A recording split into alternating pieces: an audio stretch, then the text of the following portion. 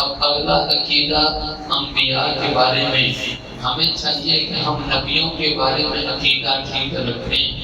نبیوں کے بارے میں عقیدہ کیا ہونا چاہیے؟ سب سے پہلی چیز، نبی کون ہوتا ہے؟ نبی وہ ہوتا ہے جس کو اللہ نے نبی بنایا ہو۔ اپنی طرف سے محنت کر کے کوئی نبی نہیں بنتا۔ محنت کر کے آدمی حافظ تو بن سکتا ہے، محنت کر کے آدمی عالم مفتی تو بن سکتا ہے، محنت کر کے اللہ کا ولی تو بن سکتا ہے، لیکن محنت کر کے نبی کو نہیں بن سکتا۔ جتنی مرضی محنت کر لے نبی تب بھی نہیں بنے گا۔ نبی وہ ہوتا ہے جس کو اللہ نبی بنائے، خود سے دعویٰ کرے کہ میں نبی ہوں، یہ نبی نہیں ہو سکتا۔ یہ فضول آدمی جھوٹا تو ہو سکتا ہے لیکن نبی نہیں ہو سکتا۔ تو ہمیں چاہیے کہ ہم نبیوں کے بارے میں عقیدہ صحیح رکھیں۔ پہلی چیز کیا ہے؟ نبی وہ ہوتا ہے کہ جس کو اللہ نے نبی بنایا ہو، اور دوسری شرط یہ ہے کہ نبی وہ ہوتا ہے جو گناہوں سے پاک اور معصوم ہو۔ نبی سے گناہ نہیں ہوتا۔ حضرت آدم نے جنت میں پھل کھایا جس پھل سے اللہ نے منع کیا تھا، ذہن میں رکھنا، کبھی نہ کہنا کہ آدم سے گناہ ہوا۔ قرآن کہتا ہے فنسی آدم سے بھول ہوئی ہے، ولم نجد لہ عزما، جان بوجھ کے نہیں کھایا، آدم سے بھول ہوئی ہے۔ آپ نے روزہ رکھا ہو، آپ بھول کے ایک جگ پانی پی جاؤ، یہ گناہ نہیں ہوگا، روزہ بھی نہیں ٹوٹے گا، گناہ بھی نہیں ہوگا، اس لیے کہ یہ بھول ہوئی ہے۔ بھول سے کوئی کام ہو جائے وہ بھول ہوتی ہے، گناہ نہیں ہوتا۔ اس لیے ہمارا اہل سنت والجماعت کا عقیدہ ہے نبیوں کے بارے میں کہ نبی سے گناہ نہیں ہوتا، نبی گناہوں سے پاک اور نبی گناہوں سے معصوم ہوتے ہیں۔ نبی سے گناہ کیوں نہیں ہوتا؟ نبی سے گناہ نہ ہونے کی پہلی وجہ یہ ہے، نبی امت کے لیے آئیڈیل اور نمونہ ہوتا ہے۔ اگر نبی سے گناہ ہو جائے تو یہ نمونہ کامل نہیں رہتا، نمونے میں خرابی آ جاتی ہے، نمونے میں فالٹ آ جاتا ہے۔ اس لیے نبی سے گناہ نہیں ہوتا۔ اللہ نبی کو گناہوں سے محفوظ رکھتا ہے۔ نبی سے گناہ کیوں نہیں ہوتا؟ پہلی وجہ کہ نبی امت کے لیے آئیڈیل ہوتا ہے۔ دوسری وجہ، نبی ہر وقت اللہ کی تجلیات کو دیکھ رہا ہوتا ہے، دیکھنے کی وجہ سے نبی سے گناہ نہیں ہوتا۔ تیسری وجہ، اللہ خود نبی کی براہ راست ڈائریکٹ اللہ نبی کی حفاظت کرتے ہیں، جس وجہ سے نبی سے گناہ ہوتا نہیں ہے۔ تو اس لیے نبیوں کے بارے میں عقیدہ ذہن میں رکھیں۔ پہلی چیز، نبی وہ ہوتا ہے جس کو اللہ نبی بنائے۔ دوسری چیز، نبی گناہوں سے پاک اور معصوم ہوتا ہے۔ بیچ میں ایک بات ذہن میں آئی، آپ ذہن میں رکھیے کہ جس طرح ہمارا عقیدہ ہے کہ اللہ کے نبی صلی اللہ علیہ وسلم آخری نبی ہیں، حضور کے بعد جو بھی نبوت کا دعویٰ کرے گا وہ جھوٹا تو ہو سکتا ہے، وہ بے ایمان تو ہو سکتا ہے، وہ نبی نہیں ہو سکتا۔ اگر کوئی شخص اس کو نبی مان لے، یہ ماننے والا بھی اسلام سے نکل گیا، کافر ہو جائے گا۔ اگر کوئی شخص حضور کی ختم نبوت کے بارے میں شک کرنے والا بھی مسلمان نہیں رہتا، وہ کافر بن جاتا ہے۔ جس طرح ہمارا عقیدہ ہے ہمارے نبی آخری نبی ہیں، اسی طرح ہمارا عقیدہ ہے ہمارے نبی آخری معصوم ہیں۔ جس طرح ہمارے نبی کے بعد نبی کوئی نہیں، ہمارے نبی کے بعد رسول کوئی نہیں، اسی طرح ہمارے نبی کے بعد کوئی معصوم کوئی نہیں ہے۔ اگر کوئی شخص کہے فلاں بھی معصوم ہے، فلاں بھی معصوم ہے، اس کا مطلب یہ ہوا اس نے نبی کو آخری نبی نہیں مانا، اس نے حضور کو آخری نبی نہیں مانا، اس لیے کہ ہمارے نبی آخری نبی بھی ہیں، ہمارے نبی آخری رسول بھی ہیں، ہمارے نبی آخری معصوم بھی ہیں۔ یہ معصوم ہونا نبی کی صفت ہے، نبیوں کے علاوہ کوئی معصوم نہیں ہوتا۔ ہمارے نبی آخری نبی دنیا سے چلے گئے، اس کا مطلب کیا ان کے بعد کوئی شخص معصوم نہیں ہو سکتا۔ اگر کوئی کسی امام کو معصوم مانے، اس کا مطلب ختم نبوت کا انکار کیا ہے۔ تو نبی کس کو کہتے ہیں؟ نمبر ایک، جس کو اللہ نے نبی بنایا ہو۔ نمبر دو، وہ گناہوں سے پاک اور معصوم ہوتا ہے۔ نمبر تین، نبی اس کو کہتے ہیں جو انسان ہو۔ نبی اس کو کہتے ہیں لوگ انسان۔ نبی انسانوں میں آئے ہیں، نبی فرشتوں میں نہیں آئے۔ نبی جنوں میں نہیں آئے اور بلکہ انسانوں میں بھی مردوں میں آئے ہیں، عورتوں میں نبی نہیں آیا۔ نبی سارے کے سارے کس میں آئے ہیں؟ بولو نبی کس میں آئے ہیں؟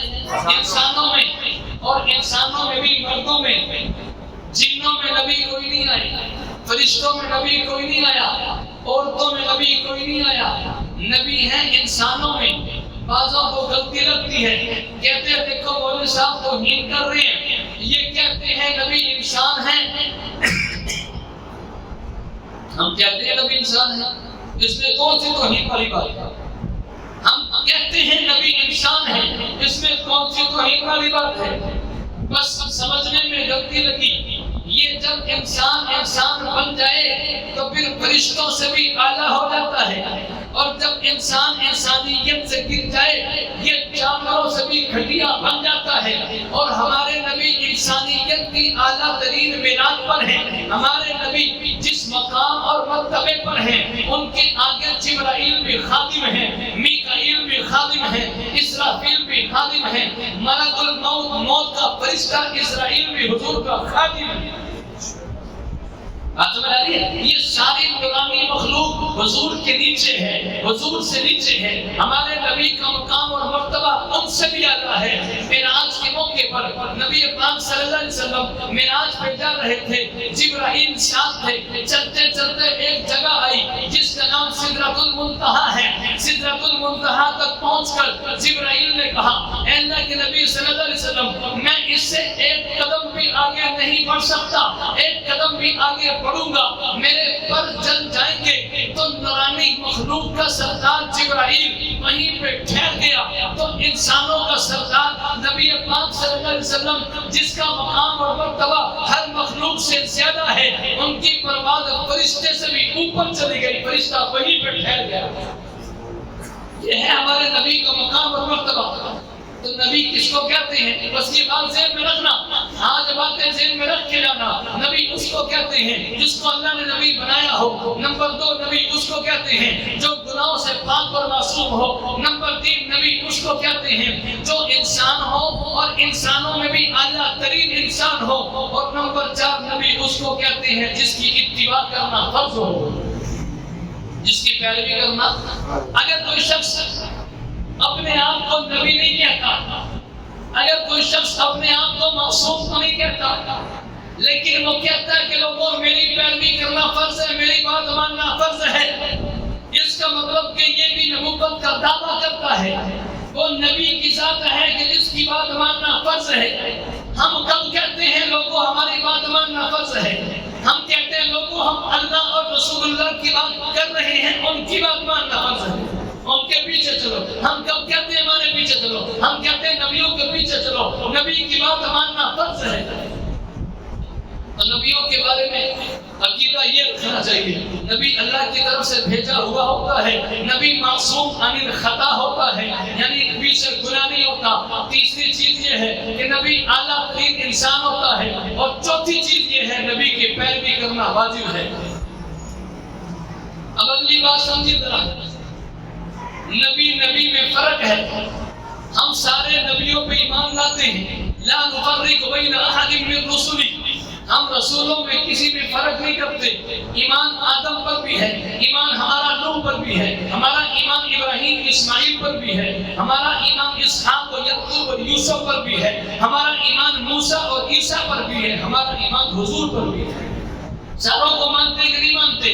اللہ نے قرآن میں فرمایا، یہودی کہتے ہیں ہم صرف موسیٰ کو مانتے ہیں، عیسائی کہتے ہیں ہم صرف عیسیٰ کو مانتے ہیں، مسلمان وہ ہے جو کہتا ہے ہم ساروں کو مانتے ہیں۔ ساروں کو ماننا چاہیے کہ نہیں ماننا چاہیے؟ ہم کہتے ہیں ساروں کو ماننا شروع کر دو جھگڑا ختم ہو جائے گا۔ صحابہ کے معاملے میں بھی جھگڑا تب پیدا ہوتا ہے جب کچھ لوگ کہیں کہ ہم اہل بیت کو مانتے ہیں، صحابہ کو نہیں مانتے، سمجھ جاؤ جھگڑا پیدا کرنے والا، یہ فتنہ پھیلانے والا ہے۔ اگر کوئی شخص کہے ہم صحابہ کو مانتے ہیں لیکن اہل بیت کو نہیں مانتے، سمجھ جانا فسادی ہے، یہ جھگڑا پیدا کرنے والا ہے۔ جو ساروں کو ماننے کی بات کرتا ہے وہ امن والا ہے۔ ہم سارے نبیوں کو مانتے ہیں، ہم آدم سے لے کر جناب محمد رسول اللہ صلی اللہ علیہ وسلم تک سارے نبیوں کو مانتے ہیں. ہاں مقام اور مرتبے میں فرق ضرور ہے، مقام اور مرتبے میں فرق ہے. اللہ رب العزت نے تمام انبیاء میں 4-5 نبیوں کو اللہ نے زیادہ مقام اور مرتبہ دیا ہے. تمام انبیاء میں 5 نبیوں کا مقام اور مرتبہ بقیہ نبیوں سے زیادہ ہے. نمبر 1 حضرت نوح علیہ السلام، نمبر 2 حضرت ابراہیم علیہ السلام، نمبر 3 حضرت موسیٰ علیہ السلام، نمبر 4 حضرت عیسیٰ علیہ السلام، اور نمبر 5 حضرت محمد رسول اللہ صلی اللہ علیہ وسلم ہے. اور پھر ان 5 میں اللہ نے جو مقام اور مرتبہ میرے نبی حضرت محمد رسول اللہ کو دیا ہے وہ کسی کو نہیں دیا.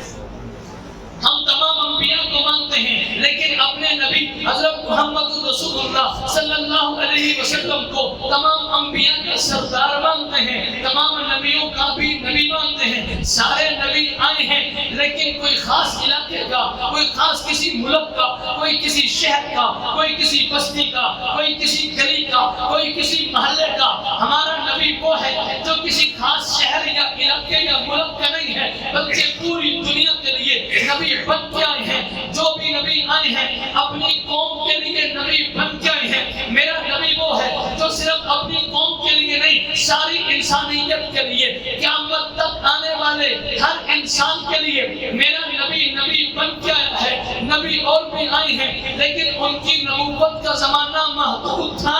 وہ نبی دنیا سے چلے گئے، ان کی نبوت کا زمانہ پورا ہو گیا. میرا نبی وہ ہے جو دنیا سے چلا تو گیا ہے لیکن ان کی نبوت قیامت کے صبح تک باقی رہے گی. نبیوں میں فرق سمجھ آ رہا ہے کہ نہیں آ رہا؟ ہم ایمان سب پہ رکھتے ہیں لیکن میرے نبی کا مقام اور مرتبہ سب سے زیادہ ہے. نبی اور بھی ہیں لیکن میرا نبی اول بھی ہے آخر بھی ہے. میرا نبی اول بھی ہے اور آپ نے جملہ سنا ہوگا کہ ہمارے نبی آخری نبی ہیں، پہلے نبی آدم ہیں. لیکن آپ کہو کہ مولوی صاحب آج ایک نئی بات سنی ہے، آپ کہتے ہو کہ ہمارا نبی اول بھی ہے آخر بھی ہے. ہاں بات بالکل ٹھیک کہتا ہوں، کچی بات نہیں کرتا، یہاں پہ بیٹھ کے بات پکی کرتا ہوں. ہمارا نبی اول بھی ہے، ہمارا نبی آخر بھی ہے. حدیث پاک ہے، نبی پاک صلی اللہ علیہ وسلم نے فرمایا اول ما خلق اللہ روحی، اللہ نے سب سے پہلے میری روح کو پیدا کیا ہے تو روح سب سے پہلے پیدا ہوئی ہے. میرے نبی کی تو روح پیدا ہونے کے اعتبار سے میرے نبی سب سے پہلے ہیں، دنیا میں بھیجے جانے کے اعتبار سے ہمارے نبی سب سے آخری ہیں. ہمارے نبی اول بھی ہیں، ہمارے نبی آخر بھی ہیں. ہمارے نبی اول بھی ہیں، ہمارے نبی آخر بھی ہیں. اسی بات کو مولانا قاسم نانوتوی بانی دارالعلوم دیوبند نے بڑی عجیب بات کہی. اللہ نے قاسم نانوتوی بانی دارالعلوم دیوبند کو بڑا عشق رسول دیا تھا. کسی دن موقع ملا جمعے والے دن آپ کو بتلاؤں گا کہ اللہ نے دیوبند والوں کو کیسا عشق رسول دیا ہے. دیوبند کا ہر مولوی انشاءاللہ اس کے دل میں آپ کو نبی کا عشق، اس کے دل میں آپ کو رسول کا عشق بھرا ہوا نظر آئے گا. دارالعلوم دیوبند کے بانی مولانا قاسم نانوتوی مثال دے کے کہنے لگے، کہتے ہیں جس طرح پرکار کے ذریعے سے ایک دائرہ لگاتے ہیں، پرکار کے ذریعے سے دو دائرہ لگاتے ہیں، بیچ میں ایک سوراخ چھوٹا سا نقطہ لگتا ہے کہ نہیں لگتا؟ اس نقطے کو مرکز کہتے ہیں، درمیان والے گول دائرے کو دائرہ کہتے ہیں، بیچ کے نقطے کو بیچ کے نقطے کو مرکز کہتے ہیں. آپ بولو گے بات سمجھ میں آئے گی. بیچ کے نقطے کو مرکز کہتے ہیں اور دائیں بائیں گول دائرے کو دائرہ کہتے ہیں. بیچ کے نقطے کو مرکز کہتے ہیں. میں آپ سے پوچھتا ہوں کہ جب دائرہ لگانے لگتے ہیں سب سے پہلے بیچ میں نقطہ پڑتا ہے کہ نہیں پڑتا؟ وہ سب سے پہلے پڑتا ہے.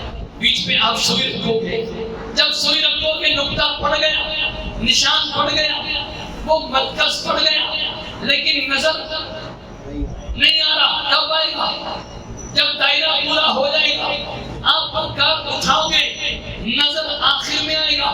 لگا سب سے پہلے ہے، نظر سب سے آخر میں آیا ہے.